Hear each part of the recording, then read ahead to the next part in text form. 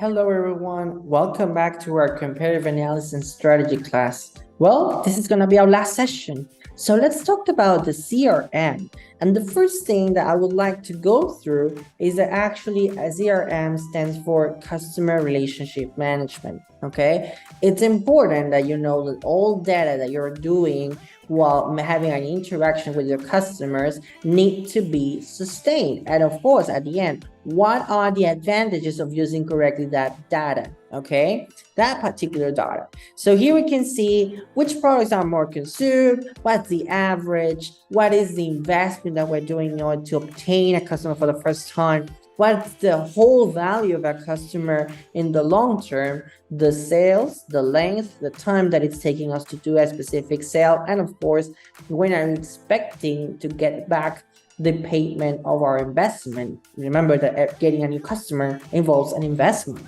So the first thing I would like to go through is actually the CAC, also known as customer acquisition cost.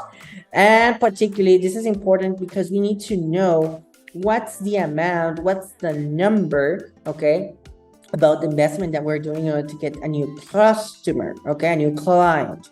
So the first thing that we have to go through is actually the formula, which is sales and marketing costs divided by the number of new customers.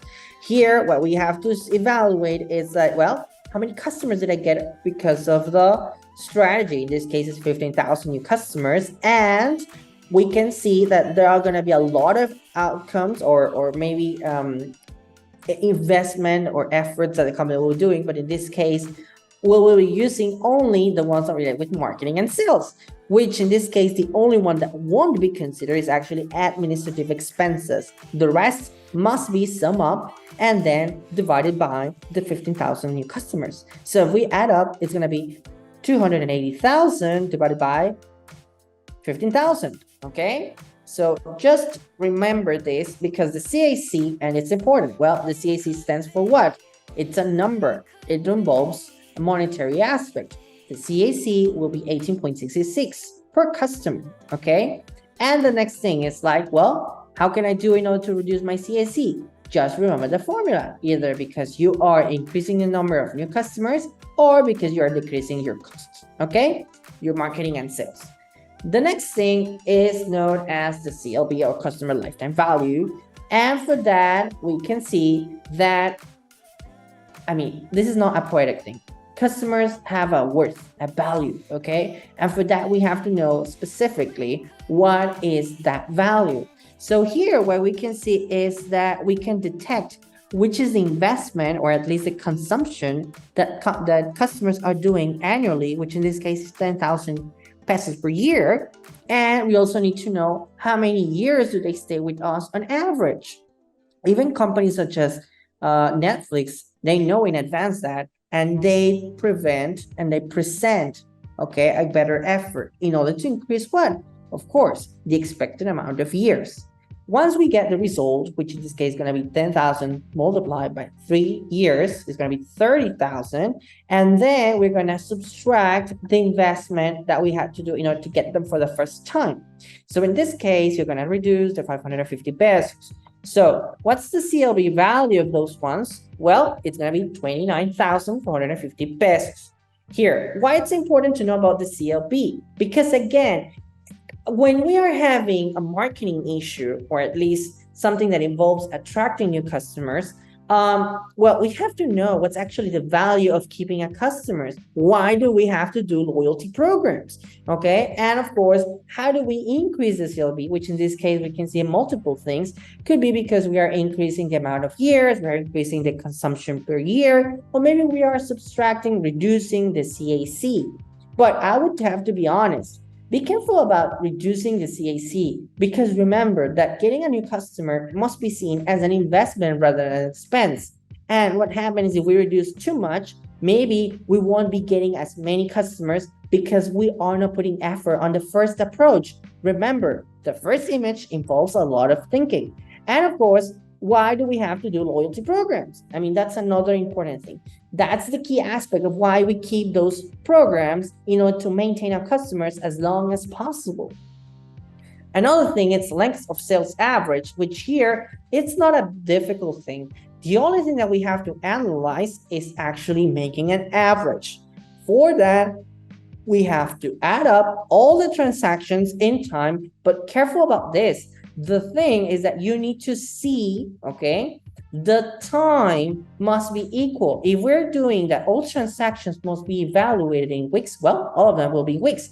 But do not combine apples with oranges. What I mean is that do not add up 4 weeks plus 2 hours plus 3 days are not the same. So you must define a specific unit of measure, which must be the same, and then you're going to combine all of this. So in this case, what you only have to do with all those transactions is that you have to add them up based on a specific unit of measure, which in this case, the easiest one, or the ones that could be more comfortable with, is actually weeks.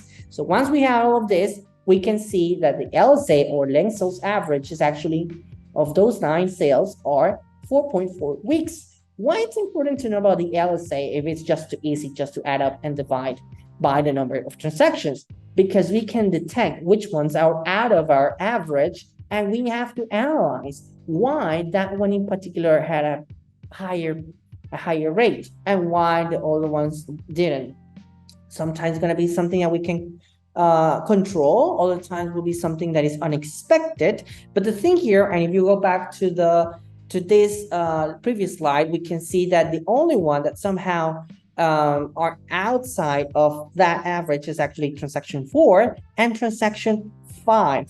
Okay, so here the analysis would be, I mean, even transaction 4, sorry, it's not big of a deal, but transaction 5 is extremely, okay, it's going like 3 times up of the average. So make this analysis and start wondering why transaction 5 was extremely above the average. Okay, and of course, another thing that would be important for us to recall, it's the investment. Remember that getting a customer is an investment. And another thing is, by keeping a client, okay, it also involves an investment. It's not just the investment of getting the first one for the first time. It's also about the time that you will be having them as long as you stay with them. Well, they stay with us. After that, the CAC payback period, it's equal to the CAC divided by the result of MRR minus ACS. The MRR stands for the money, okay, that the customer will be paying to us every month, no? The revenue, we call it that way. Minus the ACS, which is there's an investment for keeping the client. Let's say that you're giving them promotions in order to buy more, or maybe you have a loyalty program, that's why they stay with us. Despite the reason, there's an investment of keeping a client. And for that, the best example, okay, would be with this aspect, okay? If you know that the ACS is 250 and the CAC is 1,000 and a CLV of 9,800 for 24 months, which is the expected CAC. Here, what we have to do is, first of all, calculate the MRR by putting CLV plus CAC, which is the time expected, divided by the time expected, which is 9,800 plus 1,000. That's going to be equal to 10,800 divided by 24 months, which is something that was explained previously. Calculating that will give us an MRR of 550 monthly. Then with that, we already have all that information, which is the ACS, the CAC, and the MRR, which was recently calculated. If we do the formula, as we were mentioned, we are going to have 5 months. Remember that the CAC payback period stands for time. And what's happening here is that if you remember, well, 5 months will be the time in order to have the return of investment from the client. And from month 6 up to 19, and why do we say 19 months? Because actually, well, we are expecting that they stay with us for 24 months, okay? So anyway, this will be it for today. Thank you very much and have an excellent day. Bye-bye.